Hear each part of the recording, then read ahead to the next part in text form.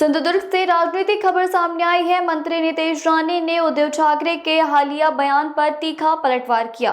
राणे ने कहा कि हिंदू समाज भोला जरूर है लेकिन मूर्ख नहीं है और इसी वजह से उसने यही समय पर सही फैसला लिया। सिंधुदुर्ग में मंत्री नितेश राणे ने शिवसेना प्रमुख उद्धव ठाकरे के बयान पर तीखी प्रतिक्रिया दी। राणे ने कहा कि हिंदू समाज भोला जरूर है लेकिन मूर्ख नहीं। यही कारण है कि हिंदू समाज ने उद्धव ठाकरे को सत्ता से बाहर का रास्ता दिखाया। उन्होंने लोकसभा चुनाव को मतदान का हवाला देते हुए कहा कि हिंदू समाज हमेशा सोच समझकर फैसला करता है और लोकतांत्रिक तरीके से अपना मत व्यक्त करता है। शिवसेना को खत्म करने की साजिश के आरोप पर प्रतिक्रिया देते हुए नितेश राणे ने महाविकास आघाड़ी और इंडियन गठबंधन पर निशाना साधा। उन्होंने आरोप लगाया कि राम मंदिर जैसे मुद्दों को लेकर हिंदू समाज की छवि खराब करने की कोशिश न करे। राणे ने विपक्षी दलों को चुनौती देते हुए कहा कि यदि वे धर्मनिरपेक्ष बात करते हैं तो उन्हें अन्य धार्मिक मुद्दों पर भी उतनी ही स्पष्टता देनी चाहिए। उद्धव जी ने अतिशय योग्य बोलले।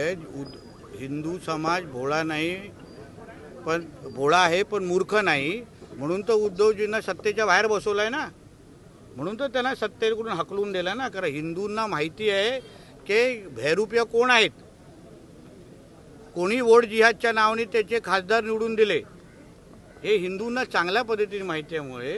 समस्त हिंदू समाज निश्चित पद्धतीने विचारपूर्वक लोकांना जवळ घेतो आणि लांबही करतो। याचा अनुभव उद्धवजींना 24ला आलेला आहे।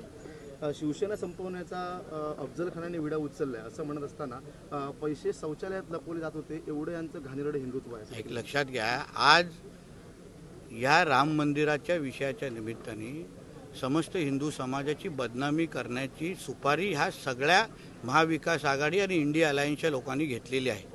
त्यांना हिंदू धर्माची बदनामी करायची आहे, कारण का पाकिस्तानमध्ये असलेले अब्बा त्यांना बसून सुपाऱ्या देत आहेत। कधी हे लोक हज यात्राबद्दल तुम्हाला बोलताना दिसणार नाही। हज यात्रामध्ये काय चालतं, महिलांबद्दल कसे काय घटना घडतात, उद्धवजींना सांगेन कधीतरी हज यात्रेची पण माहिती द्या। नेहमी हिंदू समाजाची बदनामी, नेहमी आमच्या देवी देवतांची बदनामी, नेहमी आमच्या मंदिरांची बदनामी करण्यासाठी आणि पाकिस्तानमध्ये बसलेल्या अब्बांना खुश करण्यासाठी हे इंडिया अलायन्सचे लोक का पुढे येत आहेत, का उद्धवजी पुढे सरसवत आहेत? म्हणून हिम्मत असेल पहिला हज यात्राबद्दल बोला, इस्लाममध्ये काय काय चुकीचं आहे त्याबद्दल बोला आणि मग हिंदू समाजाला ह्या सगळ्या गोष्टी बोलून दाखवा। आणि ती पहिलं हिम्मत